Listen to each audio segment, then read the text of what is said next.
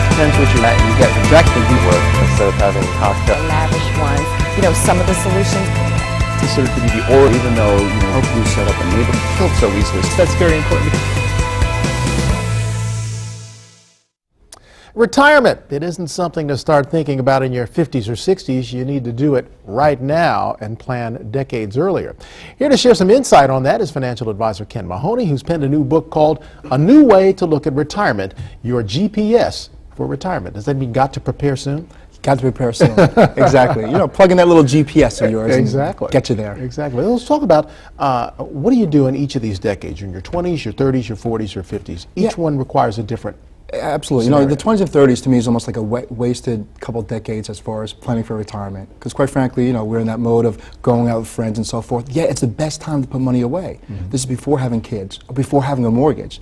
So you're 25 years old, you may be living at home. What a great time to sock away money. To me, it's really a wasted opportunity because and we don't think about it. We don't think about it. Now we're in our 40s and 50s, raising a family, okay, all the expenses about raising a family, having a mortgage. It gets a little bit difficult then. And then it gets easier thereafter because then you're in the higher income years at that point. You may have received an inheritance, and by then hopefully your college payments have gone through, they graduate and so forth, and the mortgage hopefully is diminished. So, you know, we have a couple of sweet spots when we try to put money away for retirement, those earlier years and then again those later years. So 20s and 30s perhaps when you're starting to really generate some good income. Yeah, and a little bit at a time. You know, it's so funny for most people to say, what's the difference putting 2% a year in? I mean, that's not going to make a difference.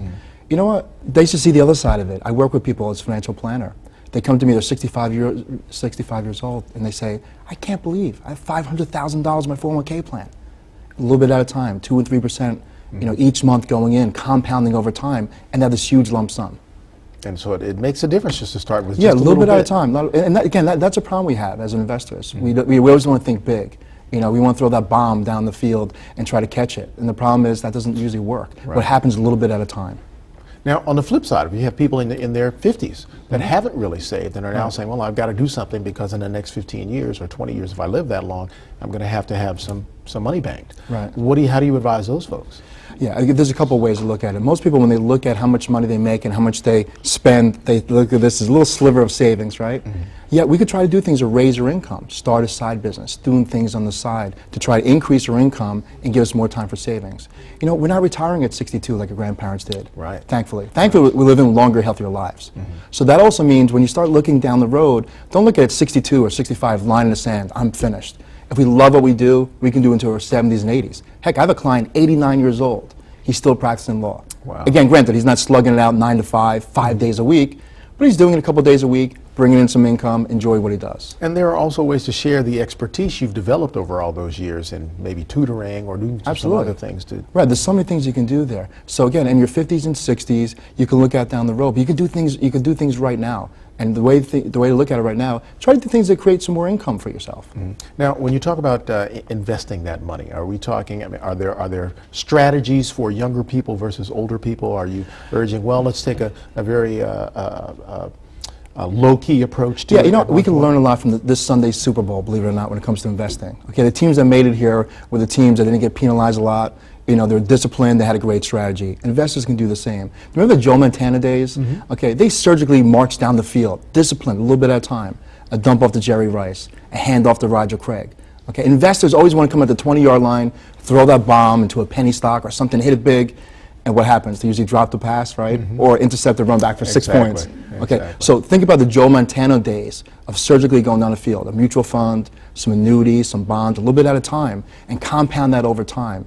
Can really give you a great retirement. Versus if you're on the again on the older end, you've got to take a more aggressive approach. No, again, if you're on the older end, if you haven't saved enough, yeah, you have to be a little bit more aggressive to try to get those gains back for the years that you missed. Not a strategy I recommend, but sometimes you have to do that. But when you get closer to it, I give the analogy: when you're near the putting green, you don't need to hit it backwards on a fairway. You know, let's put it in the hole. Now, when we talk to younger people about, you know, one of the first things you get back is, well, I don't make enough money to save. Right. But in fact, there are little things you can do. Maybe it's the Starbucks you do 2 or 3 times a week that you don't. It all adds up, doesn't it?